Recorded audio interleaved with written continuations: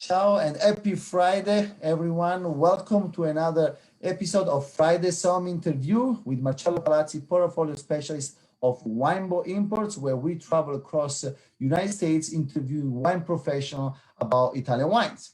And today, our special guest is Kira Hill, certified sommelier and owner of Vino Culture in Norfolk, Virginia. Ciao, Kira. How are you?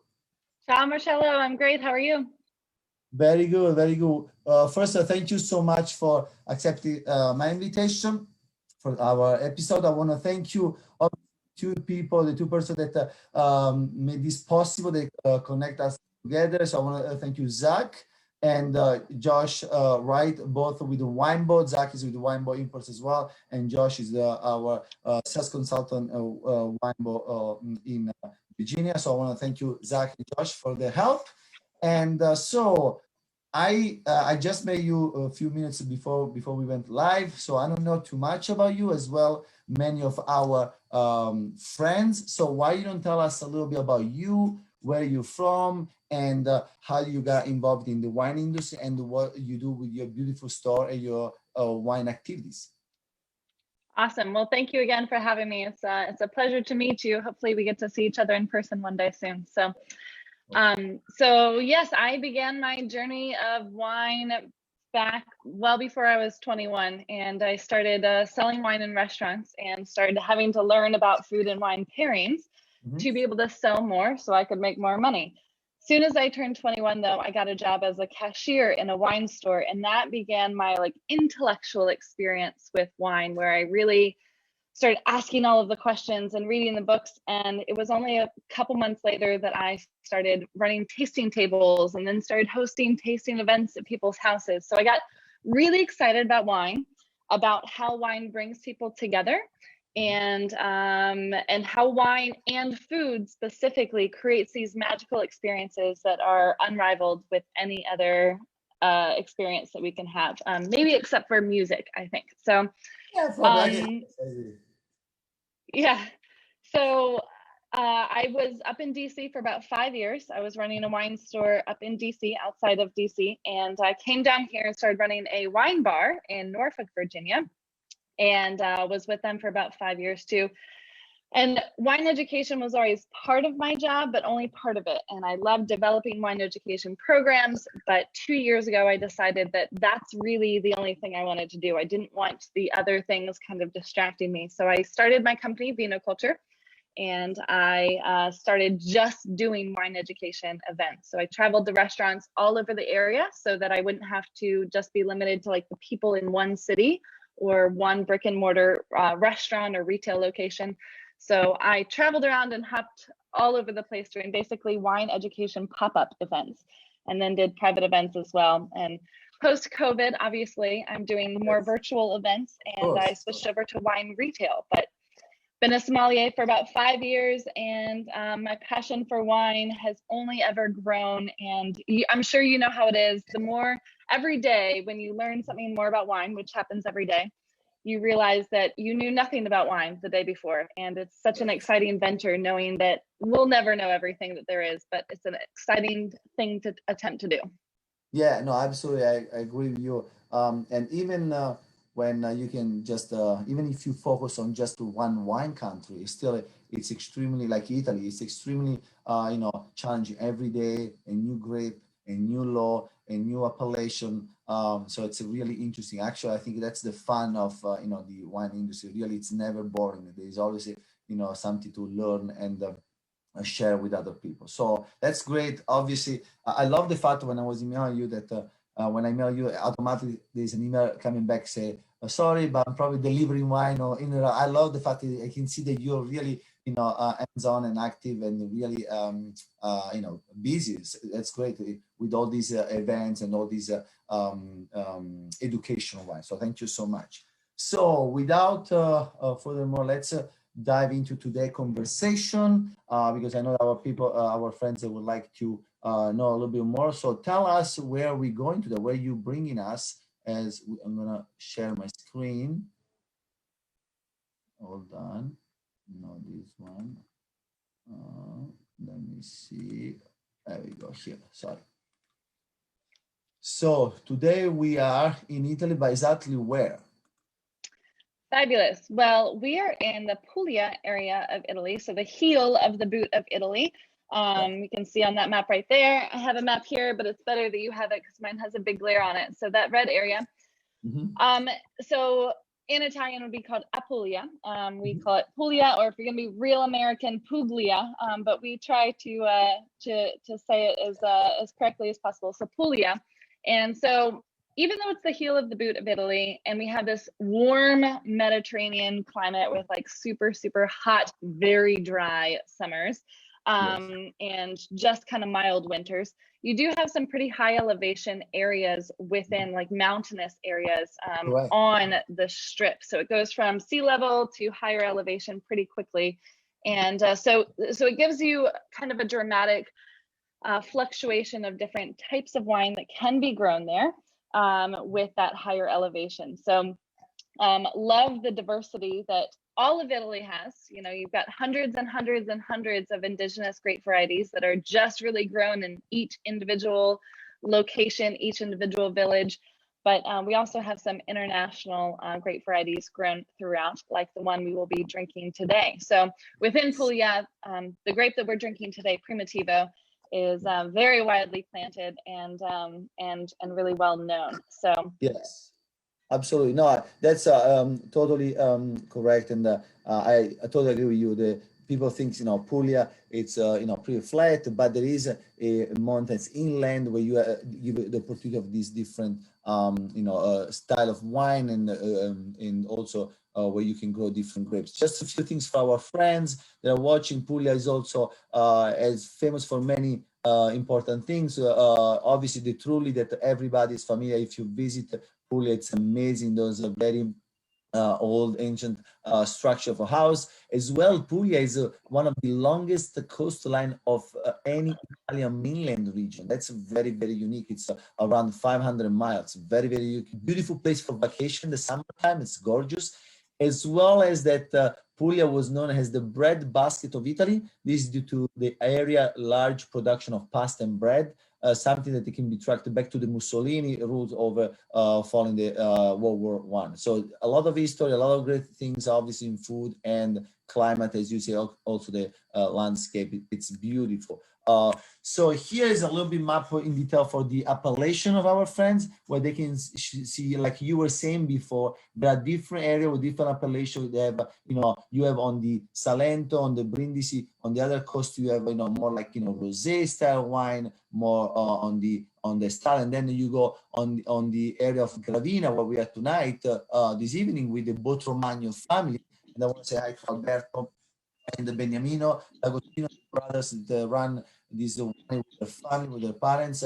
Ciao Alberto, ciao Beniamino. A beautiful family. It's a family-owned winery. They actually purchased these estates from, it was a co-op, the Botromagno, but they bought, the family bought in the late 50s, 60s, they bought the co-op, and now it's a family-run winery. They still have a lot of these people working for them. Beautiful family, lovely people, and they make a rosé, whites, and red. But as you mentioned today, this is some beautiful picture. Today is all about Primitivo. So Kira, tell us a little bit about Primitivo, how we should call it, what it is, and what kind of flavor profile we should expect. Awesome. Well, I mean, historically, there's been a lot of contention about this grape and how you should call it. So while it is actually, there was a lot of contention of whether or not it's DNA related, genetically related to the Zinfandel grape here in California that we have. DNA testing that became available for grapes back in the 80s showed that it is in fact the same grape variety, and it's actually native to Croatia, where it is called Tribidrag. I'm not sure if I'm pronouncing that correctly, but that is the actual same grape variety. Sounds good to me. Awesome. So it's actually native to Croatia. A lot of the grapes that we have, like Malvasia, Malvasia Nera, Primitivo, or Zinfandel, are native to Croatia. And throughout the trade routes, basically in the early 1300s, is when these grapes started being brought throughout the rest of Europe, from Italy to France and Spain. So the Croatians are really kind of home to a lot of the history of modern winemaking. So it's really interesting to see the history of that. But we didn't know that until the 1980s when we started doing DNA testing of this. So Primitivo, Zinfandel, Turbidad, all the same grape variety, but definitely has different flavor profiles and characteristics. The Croatian versions that I've had before tend to be, for me, a little bit more like on the dustier side, a little bit more masculine, aggressive, structured, and like very red fruited. California's Zinfandel, yeah. Do you find that a little bit drier than the previous? Yes, drier, rustic, like the tannins are a little bit stronger, a little bit grippier, and all those red fruited, versus in Puglia, because of, I guess, the warm Mediterranean climate, I generally find this like richer, dark brambly fruit, like black cherries, black plums, currants, and almost like this raisinated quality that comes with the smokiness of the wine. And California, honestly, it really depends on the winemaker and the style that they're trying to express of the grape through their vineyards. But what I love most about this grape is its versatility. You can have very delicate, kind of almost ethereal styles, and you can have like pungently intense, fruit forward, deep wines, and kind of everything in between. So if you don't think you like Primitivo, just keep trying more styles. Yes. So Kira, will you say that according to your description, the Croatian version with the Tribidarak, it's a little bit more, and drier, earthy, and the Italian, the Primitivo, is a little bit more richer and lush. Rather, you say California really depends on the production, the style. So will you say that the two European, the Croatian and the Italian, it's really, the grape is really, reflecting the soil, the terroir, and on the California, it's a little bit more like how the winemaker, the wine, they want to express their variety. Yeah, absolutely. The classic old world versus new world debate, where old world has basically all of the tradition of hundreds of years. So I mean, we have 1,300 years of history that people have been making wine in Apulia from this grape, and we have all of that history. And so history becomes almost tradition, and tradition becomes principle, and principle becomes law eventually.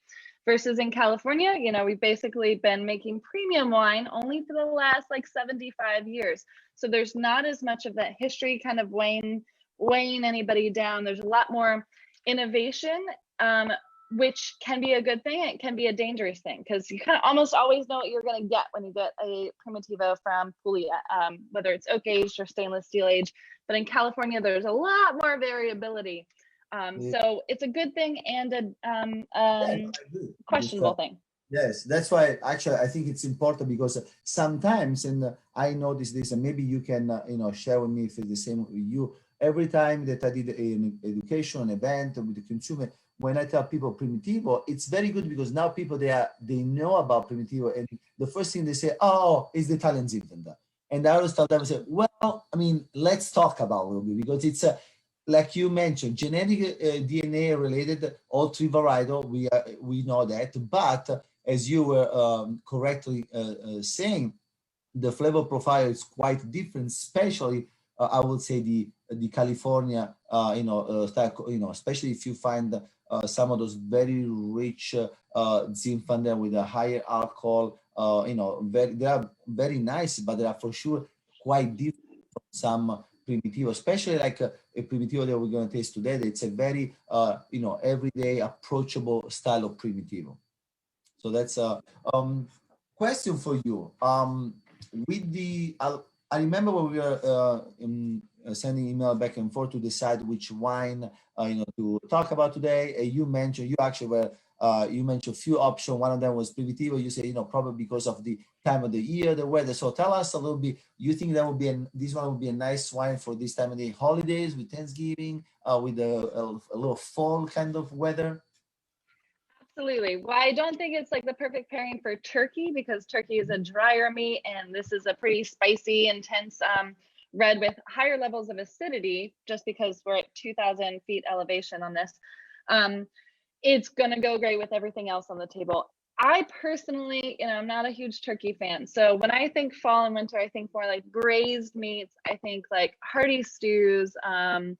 venison, wild boar, something like that that's a little bit heartier. And Primitivo is the classic pairing for this because of its elevated alcohol too. It kind of warms you up from the inside. That might be a little too intense for hot July and here in Virginia where it gets to be 105 degrees. But in the winter time, it is the perfect way to cozy up by the fire.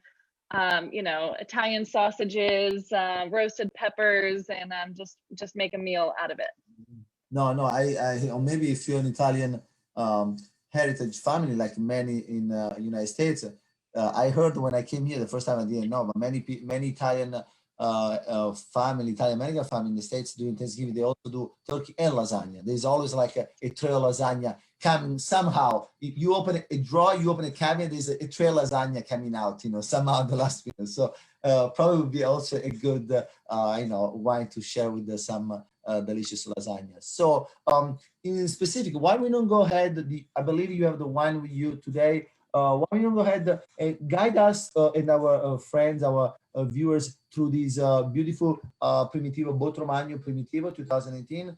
Just tell us, you know, from the site, from the nose and the flavor profile, what we should expect if somebody's you know, purchasing this bottle.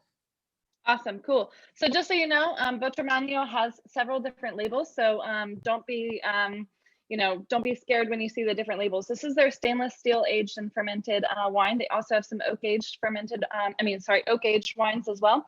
So if this sounds like it might be a little too light for you, which it's not a light wine, but if it is, then they have these really intense aged wines that have that oak profile as well. So on the site, I mean, like, you can't read through this with a strobe light. It is so deep, dense, dark, very extracted, and very like purple on the coloring as well.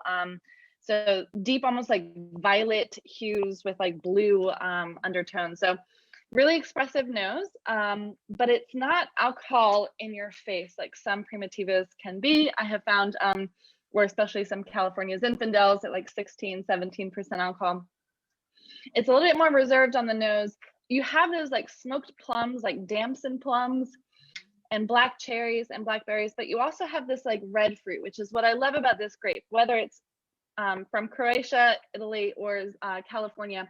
It's this oscillation of red and dark fruits in there, but always has this like smoky, spicy kind of core to the wine. So underneath I get like candied strawberries and loads of red cherries, but red and black fruits in there. Let's taste.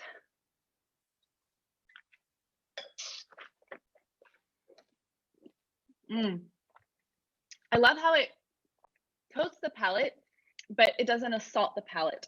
So because it doesn't have all of those oak tannins as well, the tannins are just coming from the grapes themselves. So they're a little bit finer grained tannins, a little bit more like velvety, silky style tannins. I do have that brighter acidity too, so it doesn't weigh you down so much. It's still a refreshing red wine that's on the fuller bodied, more extracted style. That smoky spiciness is core, but it's so beautifully elegant in its expression of the fruit. And this isn't the raisinated style of fruit where it's like figs and prunes. This is definitely like fresh, wild, like just picked ripe fruit. So it's really beautifully expressive on the palate, and I think has a lot of potential to age. To pair with quite a few different styles of food, from burgers to just a plate of cheese and charcuterie, which is what everybody should be doing at 1 o'clock on a Friday afternoon, I think. No, I totally agree with you. And I think, like you mentioned before, there are, I would say in my experience, two main styles, if you want to call it, in Primitivo in Italy, in Puglia. You will find some Primitivo that are more lush, like resinated, you know, big, massive, and also it depends of, you know, where they're grown. And other like the Botromagno, like you say, you know, it's stainless steel tanks.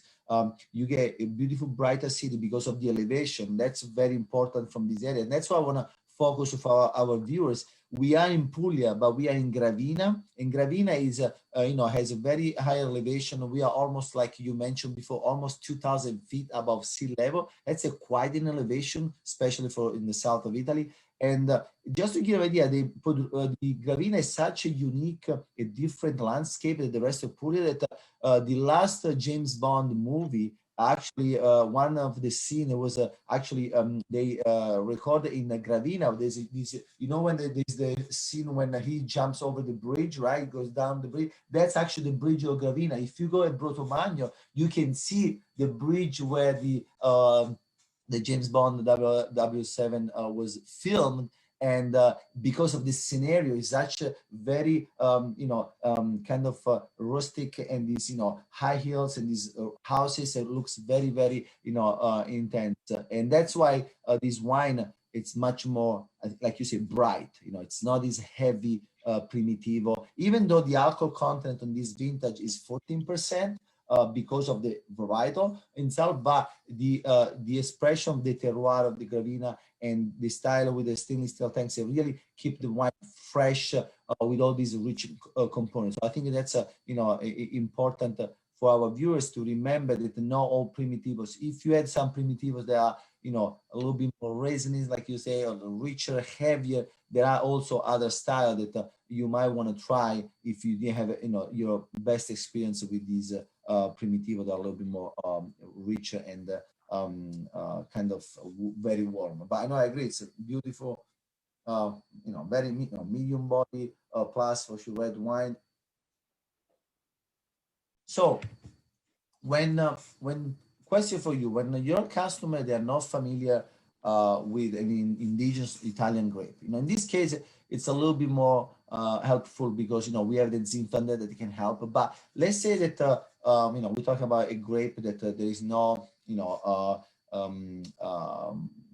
correlation with another like Nero di Troia. We're still in Puglia, Nero di Troia. How do you usually, what's your approach to the consumer, to how are you gonna try to explain them or try to make them understand what they are gonna to expect? Are you going to a flavor profile? Are you going with a grape that maybe they are familiar, that it's close to? What approach? Great question. Well, first I have to say my first aha moment for Italian wine specifically was a wine from Puglia.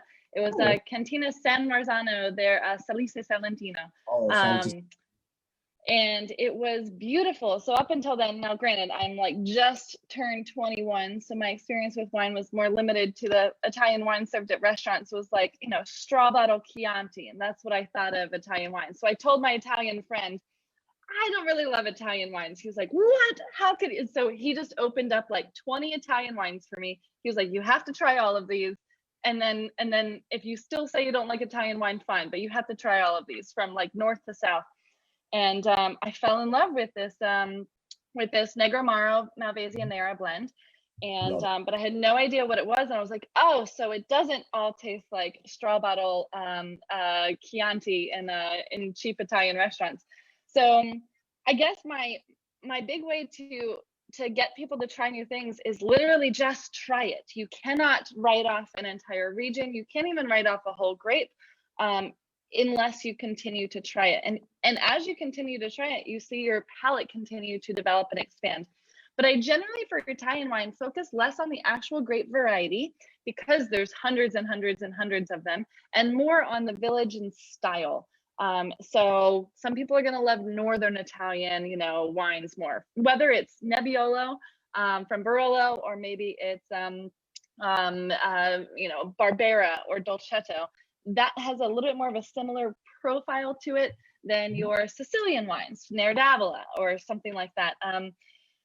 So I like to focus on styles of wine they like, and then pick a region in Italy to go for. But my motto is basically just try this. So hashtag try this. Just like you cannot say anything about a wine at all until you try it and decide for yourself. Don't go on what anyone tells you you should or shouldn't like. You have to try it for yourself first. That's how I learned, and I think that's how everyone should learn. Well, I think that's really, basically it's the bottom line. I agree with you, and I always tell people one thing, that when I do many events, as you know, Florida, we're a little bit more, we have a less restriction, so I still do an in-person event quite often here in Florida, with respecting all the COVID protocol and limitation. But I always tell people, even before, that when you do a wine tasting or a wine dinner or any kind of event, I always tell people the idea is to, you should expect grapes or wine that you never heard before, because that's, if the idea is to bring you something different, something new, and you should really be open-minded and try it without telling me, like it happened to me the other night. I was doing an event and somebody said, oh no, I don't drink white wine, I don't like white wine. I said, well, you come to a tasting and you should try them, because maybe you didn't like white wine because you had some unpleasant experience, or maybe you only tried a specific style of very rich, big white, or maybe very light and crispy white. You don't like those, but there is another world of whites that maybe you don't know. So I agree totally with you.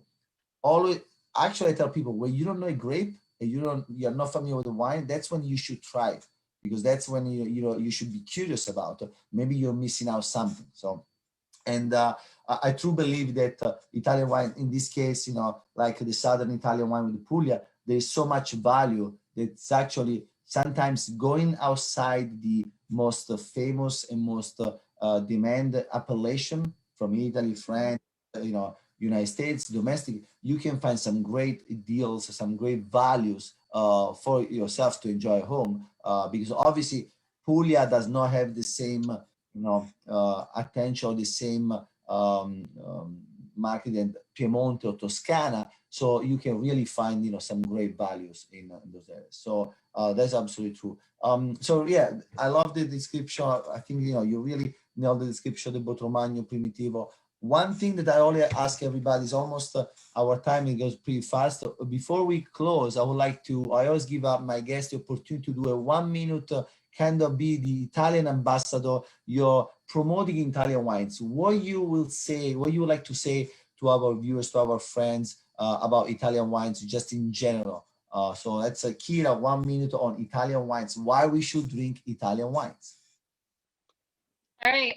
Well, if I could only drink one country for the rest of my life, and I don't want to ever have to do that, but if I could, it would be Italian wines. So 20 different states, 1,500 different indigenous grape varieties, countless number of styles. Like, I don't care what you eat or what you like to drink, there is a wine for you in Italy. You just need to discover it and find it. So from everyday house wines to wines that will age for 20 years to collector items, Italy has it all, and it's just waiting for you to open up that bottle. So, well, thank you. That's great. I could not say in a better way. You are two Italian ambassadors, and I really appreciate your passion, everything you do in the wine industry, with all your event and with your education. Before we close this presentation, I want to remind everybody that there is a lot of Italian people out there, but if they don't look like the guy on the screen, that's what a really cool Italian should look like. So if you would like to know more about Italian wines and be aware for the next episode, for the next guest, some on my Friday's interview, please follow me on Marcello Palazzi Vino Italiano, as well on my Facebook page. Also, if you are not a follow, please follow Vino Culture VA. It's a great Instagram account that Kira has handled. Is fantastic. A lot of resources. I was watching the other night. There's a lot of you can learn a lot, not just about Italian wines, but about every wine. So it's a great resource. And before we close, I want to thank you, Kira, again for your time, for your beautiful chat on the Primitivo grape and on the Botromagno. I hope to see you soon in person, and maybe we can toast and enjoy a beautiful glass of Italian wine. Grazie, Marcello. Ciao. Grazie. Cheers. Cheers.